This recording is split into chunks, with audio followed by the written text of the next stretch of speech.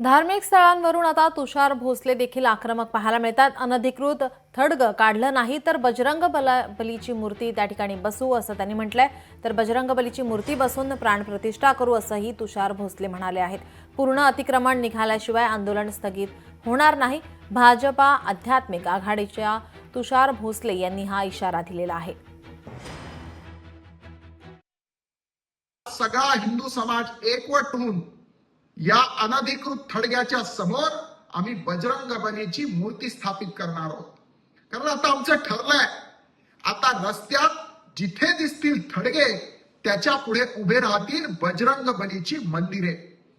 आज नाशिक महानगरपालिकेने कारवाई सुरू केल्याचं आम्ही बातम्यांमध्ये बघतो, पण ही कारवाई पूर्ण होईपर्यंत आजचं जे आंदोलन आहे कुठल्याही प्रकारे स्थगित होणार नाही।